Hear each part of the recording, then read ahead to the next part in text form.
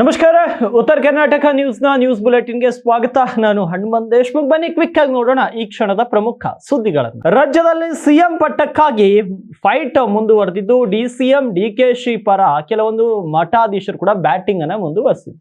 ಯಾದಗಿರಿಯಲ್ಲಿ ಪೂಜ್ಯ ಶ್ರೀ ಕೆಂಚರಾಯ ಮಹಾರಾಯರು ಕೂಡ ಕಿಡಿಯನ್ನ ಕಾರಿದ್ದಾರೆ. ನಾವು ಮಠಾಧೀಶರು ರಾಜಕೀಯ ಉದ್ದೇಶ ಮಾತನಾಡಬಾರದು, ಕಾಂಗ್ರೆಸ್ಗೆ ಅಹಿಂದು ಸಮುದಾಯ ಬೆನ್ನ ಹಿಂದೆ ಇದೆ, ಅದು ಬೇರೆ ವಿಷಯ. ಆದ್ರೆ ಮಠಾಧೀಶರಾದವರು ರಾಜಕೀಯವನ್ನ ಮಾತಾಡಬಾರದು ಅಂತ ಹೇಳಿದ್ದಾರೆ. ಇನ್ನು ಯಾದಗಿರಿ ಜಿಲ್ಲೆಯ ಸುರಪುರ ತಾಲೂಕಿನ ಮಾನಹಳ್ಳಿ ಗ್ರಾಮದ ಮಹಾಲಿಂಗರಾಯ ದೇವಸ್ಥಾನದ ಪಟ್ಟಣದ ಪೂಜಾರಿ ಕೆಂಚರಾಯ ಮಹಾರಾಯರು ಕಿಡಿಯನ್ನು ಕಾರಿದ್ದಾರೆ. ಮಠಾಧೀಶರು ರಾಜಕೀಯ ಮಾತನಾಡಬಾರದು, ನಾವು ಮಠಾಧೀಶರು ರಾಜಕೀಯ ಉದ್ದೇಶವನ್ನ ಮಾತನಾಡಬಾರದು, ಕೆಲವೊಂದು ಸಂದರ್ಭಕ್ಕೆ ತಕ್ಕಂತೆ ಮಾತಾಡುತ್ತಿದ್ದಾರೆ. ಬಲಿಷ್ಠ ಸಮುದಾಯದ ಮಠಾಧೀಶರೊಬ್ಬರ ಪರವಾಗಿ ಮಾತನಾಡಿದ್ರೆ ರಾಜ್ಯದಲ್ಲಿ ದಲಿತರು, ಹಿಂದುಳಿದ ವರ್ಗದವರು ಬಹಳ ಎಚ್ಚರಿಕೆಯನ್ನ ಕೊಡಬೇಕಾಗತ್ತೆ. ಮುಂದಿನ ದಿನಗಳಲ್ಲಿ ಕಾಂಗ್ರೆಸ್ಗೆ ತಕ್ಕ ಪಾಠ ಕಲಿಸ್ಬೇಕಾಗತ್ತೆ. ಮುಂದಿನ ದಿನಗಳಲ್ಲಿ ಕಾಲಮಾನ ಹೀಗೆ ಬರುತ್ತದೆಯೋ, ಕಾಂಗ್ರೆಸ್ಗೆ ಅಹಿಂದು ಸಮುದಾಯ ಬೆನ್ನ ಹಿಂದೆ ಇದೆ, ಹೈಕಮಾಂಡ್ ಮೇಲೆ ತೀರ್ಮಾನ ಇಟ್ರೆ, ಅಹಿಂದು ವರ್ಗದ ನಾಯಕನನ್ನ ಕಡೆಗಣಿಸಿದ್ರೆ ಮುಂದಿನ ದಿನಗಳಲ್ಲಿ ಕಾಂಗ್ರೆಸ್ ಪಕ್ಷ ಕರ್ನಾಟಕದಲ್ಲಿ ಎಲ್ಲಿ ಇದೆ ಹುಡುಕುವ ಪರಿಸ್ಥಿತಿ ಬರುತ್ತೆ ಅಂತ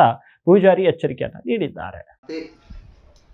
ಇಂದು ನಮ್ಮ ರಾಜ್ಯದ ರಾಜಕೀಯದಲ್ಲಿ ಬದಲಾವಣೆ ಚರ್ಚೆ ಮುನ್ನೆಲೆಯಲ್ಲಿ ಇದೆ.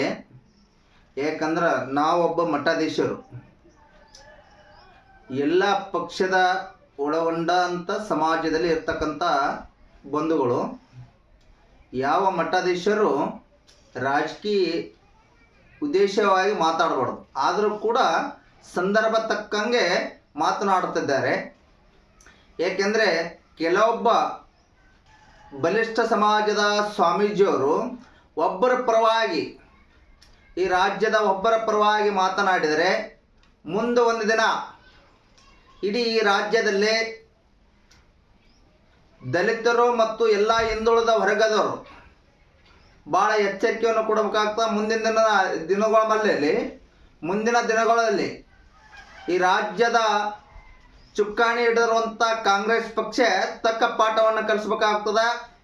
ಯಾಕಂದ್ರೆ ಮುಂದಿನ ದಿನಗಳಲ್ಲಿ ಕಾಲಮಾನ ಹಂಗೆ ಬರ್ತಾವೆ ನಿಮಗೆ. ಯಾಕಂದ್ರೆ ಇಡೀ ಹೈಂದವ ವರ್ಗ ಈ ರಾಜ್ಯದಲ್ಲಿ 99% ಅಂದ್ರೆ ತಪ್ಪಾಕಿಲ್ಲ, ನಿಮ್ಮ ಬೆನ್ನಿಂದಿದೆ. ಇದನ್ನು ಕಳ್ಕಂದ್ರೆ ಹೈಕಮಾಂಡ್ ಅಲ್ಲ, ಹೈಕಮಾಂಡ್ ಮೇಲೆ ತೀರ್ಮಾನವನ್ನು ಇಟ್ಟರೆ, ಯಾಕಂದ್ರೆ ಶಾಸಕರಾಗಿ ಒಬ್ಬ ಶಾಸಕಾಂಗದ ಪಕ್ಷದ ನಾಯಕನ, ಒಬ್ಬ ಹೈಂದವ ವರ್ಗದ ನಾಯಕನ ಕಲಗಣಿಸಿದ್ರಂದ್ರೆ ಮುಂದಿನ ದಿನದಲ್ಲಿ ಕಾಂಗ್ರೆಸ್ ಪಕ್ಷ ಕರ್ನಾಟಕದಲ್ಲಿ ಎಲ್ಲಿ ಅದಂತೇಳಿ ಹುಡುಕುವಂಥ ಸಂದರ್ಭ ಬರ್ತಂತೇಳಿ ಈ ಸಂದರ್ಭ ಹೇಳಕ್ಕೆ ಇಷ್ಟಪಡ್ತೀನಿ.